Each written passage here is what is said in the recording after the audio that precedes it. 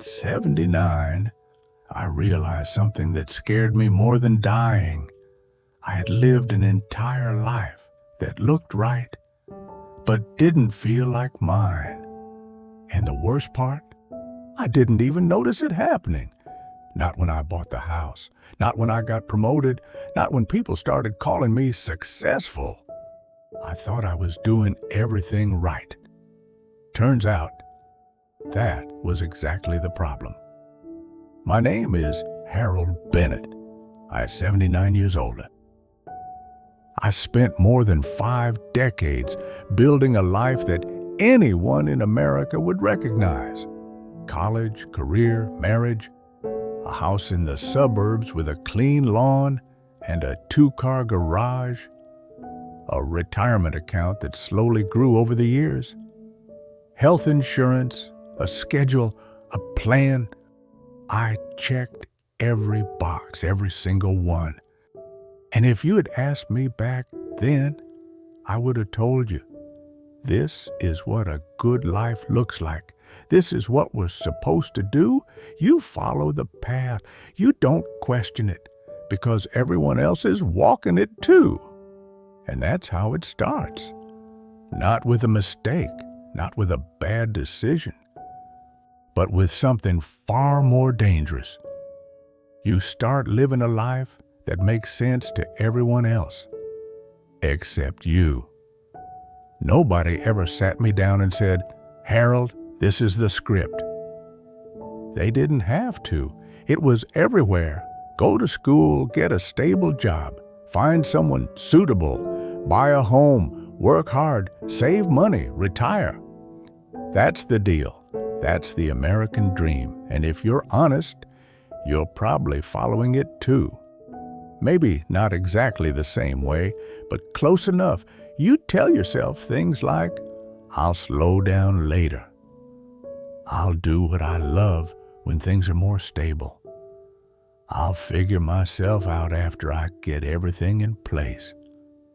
I said all of that for years, decades actually. And here's what no one tells you. There is no moment where everything finally lines up. There is no point where life suddenly pauses and says, "All right, Harold, now you can be yourself." It doesn't happen because the more you build that life, the harder it becomes to step outside of it. You get responsibilities, a mortgage, bills, expectations, people depending on you, and slowly, without realizing it, you stop asking what you want, and you start asking what makes sense, what's safe, what's expected.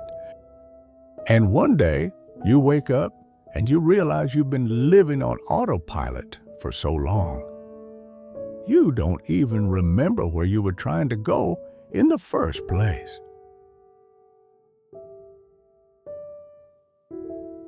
I wasn't always like that. There was a time when I knew exactly what I wanted. I was 17, and all I wanted to do was paint.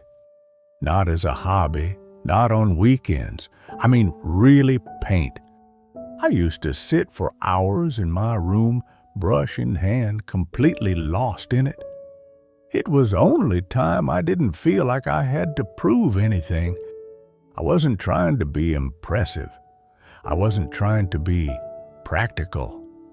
I just felt like myself. I remember once, my high school teacher pulled me aside. He looked at one of my paintings and said, "Harold, you have something here."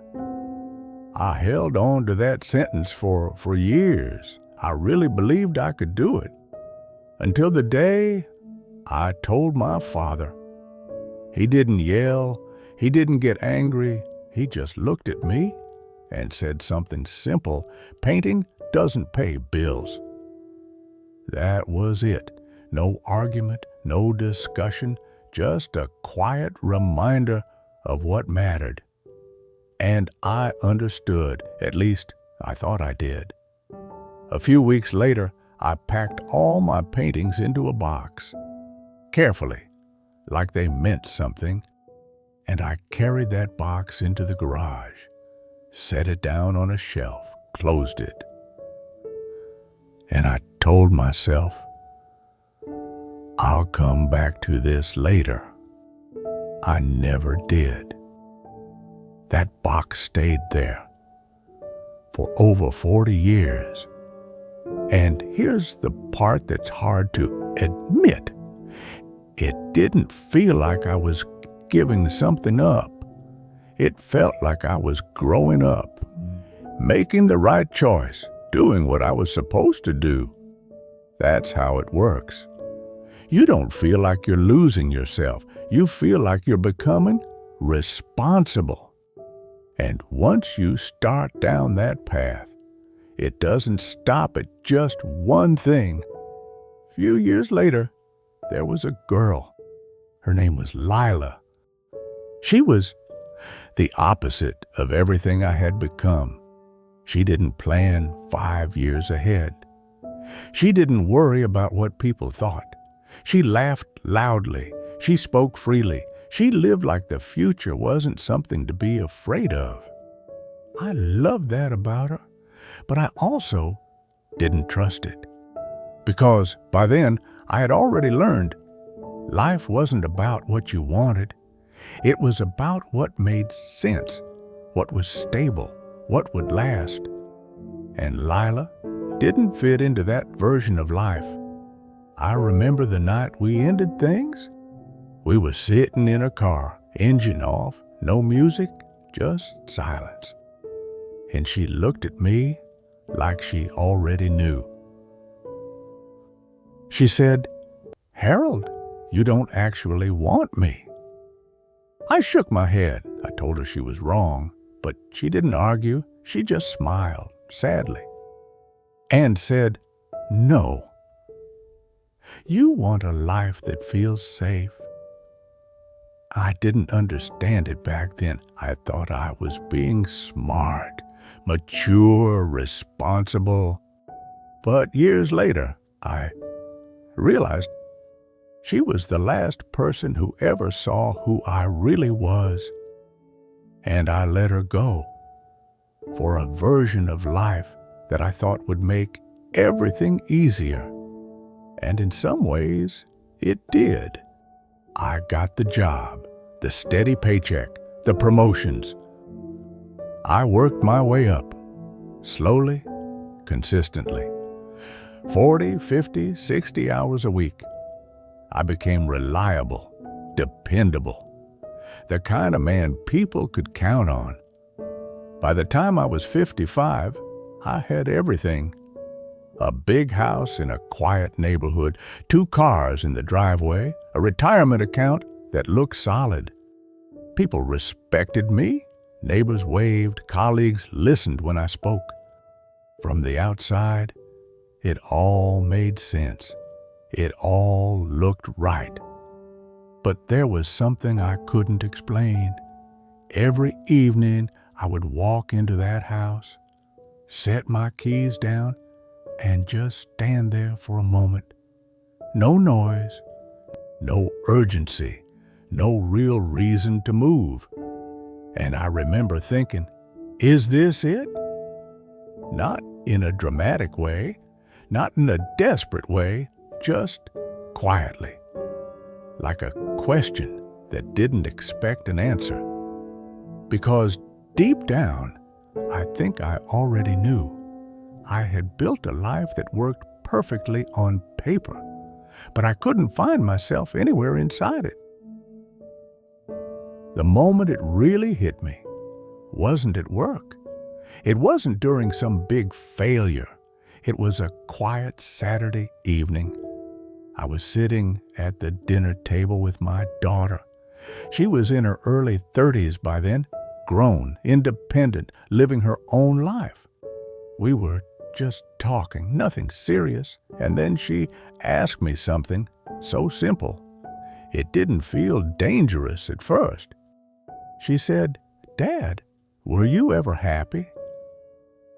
And I laughed. not because it was funny, but because I thought I knew how to answer. I opened my mouth and nothing came out. Searching, trying to find a moment, a memory, a time where I could say, yes, that was mine. And I couldn't. Not clearly, not honestly.